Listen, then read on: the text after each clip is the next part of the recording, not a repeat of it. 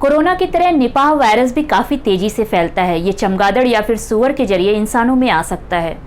खतरे की बात यह है कि एक संक्रमित इंसान निपाह वायरस को कई दूसरे लोगों तक पहुंचा सकता है। केरल पहले से ही कोरोना के महासंकट से जूझ रहा है। लगातार सक्रिय मरीज बढ़ते जा रहे हैं और मौतों का आंकड़ा भी डरा रहा है। अब इस कोरोना खतरे के बीच केरल के सामने निपाह वायरस की चुनौती आ गई है। रविवार को एक 12 साल के बच्चे ने इस वायरस की वजह से दम तोड़ दिया। ये वायरस मलेशिया, सिंगापुर और बांग्लादेश में अपना कहर पहले ही दिखा चुका है। अब भारत में भी इस वायरस से पहली मौत हो गई है। केरल सरकार ने इस बात की जानकारी दी। केरल सरकार ने इस बात की जानकारी दी है कि जिस इलाके में निपाह की वजह से 12 वर्षीय बच्चे की मौत हुई है, वहां पर 3 किलोमीटर के दायरे तक लॉकडाउन लगा दिया गया है। वहीं अभी के लिए सरकार ने इस वायरस के केरल में 188 प्राइमरी कॉन्टैक्ट भी ढूंढ निकाले हैं। कोरोना की तरह निपाह वायरस भी काफी तेजी से फैलता है। ये चमगादड़ या फिर सूअर के जरिए इंसानों में आ सकता है। इसका मतलब ये है कि एक की वजह से कई दूसरे लोग भी इस वायरस से संक्रमित हो सकते हैं। आइए जानते हैं ये निपाह वायरस क्या है और कैसे फैलता है। निपाह वायरस एक नया वायरस है जो जानवरों के जरिए इंसानों में फैलता है। इसका सबसे पहला मामला मलेशिया में पाया गया था। इसके बाद सिंगापुर और बांग्लादेश में भी इस वायरस के मामले दर्ज किए गए।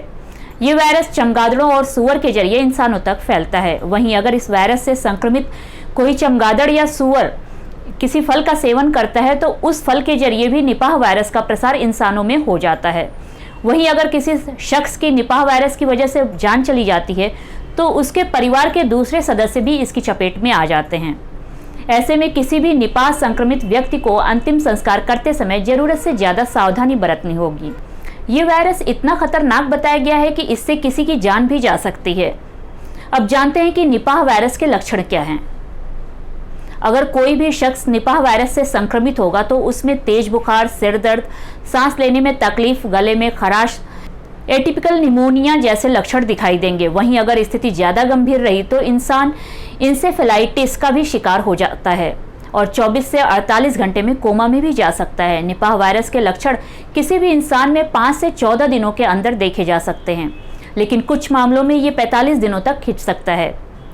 ये वायरस से जुड़ा सबसे खतरनाक पहलू है क्योंकि आपको पता भी नहीं चलेगा और आप कई दूसरे लोगों को इस वायरस से संक्रमित कर देंगे। कुछ मामले ऐसे भी हो सकते हैं जहां हर व्यक्ति निपाह से संक्रमित हो लेकिन उसमें कोई लक्षण दिखाई ना पड़े। अब निपाह वायरस से संक्रमित व्यक्ति की पहचान के बारे में थोड़ी जानकारी ले लेते हैं। अगर आपको शक है कि आप इस वायरस के संपर्क में आए हैं तो इसका एक RT-PCR टेस्ट करवाया जा सकता है। इसके अलावा PCR, सीरम न्यूट्रलाइजेशन टेस्ट और एलाइजा टेस्ट के जरिए इस वायरस की पहचान की जा सकती है। अब थोड़ी बातें इलाज के बारे में भी कर लेते हैं। निपाह वायरस का वर्तमान में कोई इलाज नहीं है।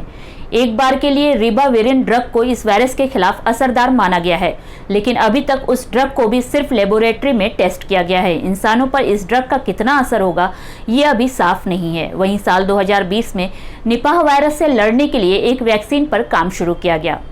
पहले चरण का ट्रायल शुरू भी हो चुका है जो इसी महीने खत्म होने की संभावना है। सावधानी बरतना बेहद जरूरी है। अभी के लिए निपाह का इलाज सिर्फ और सिर्फ सावधानी ही है। अगर कुछ बातों का ध्यान रखा जाए तो इस वायरस की चपेट में आने से बचा जा सकता है। चमगादड़ और सूअर के संपर्क में आने से बचें। जमीन या फिर सीधे पेड़ से गिरे फल ना खाएं। मास्क लगाकर रखें और समय समय पर हाथ धोते रहें। वहीं अगर कोई भी लक्षण दिखाई पड़े तो सीधे डॉक्टर से संपर्क करें।